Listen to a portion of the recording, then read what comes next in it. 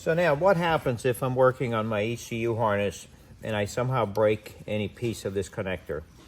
Well, it's not good news because as this is being assembled, a few wires are installed and then the connector is closed, and then a few more wires are installed and then the connector is closed again. And that's to keep all the pins aligned in order for there not to be a chance of pushing a pin back out or breaking anything in the connector.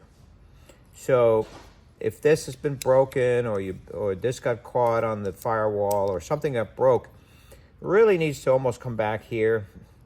But I'm still going to show a method of getting it back together. There's no guarantee that it will be successful.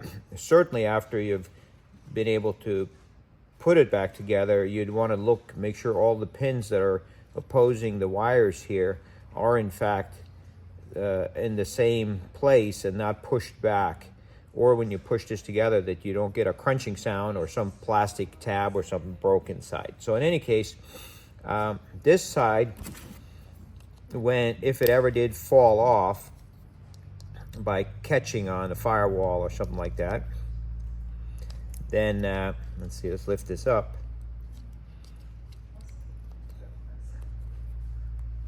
Okay, now it is open to the point where wires can be installed, and then push it back in and it will close it. Now if it came off completely, that means it kind of got ripped off, and then it might not even be repairable by replacing the red piece because maybe this broke. So in any case, it needs to be inspected thoroughly.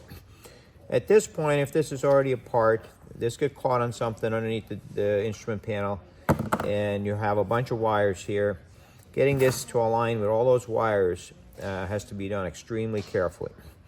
So clearly, you would have to put it on and get all the pins lined up, and then keep watching here, keep watching on the back that the wires are straight as you're working, and then gently move this down. Now if there's a lot of force, that means you're up against one of the plastic tabs down inside here, and if you force it, you'll break something and the pin will come out. Now if everything is aligned here, that's the other thing, you can't use something large down in here to poke to try to align pins. If you're going to use anything, it needs to be something very thin, like a piece of safety wire or something, because otherwise you'll enlarge the bore of every pin and you won't get a good connection when this goes onto the ECU. So those are the things to be very careful about if you, for some reason, got this caught and it got torn off the connector.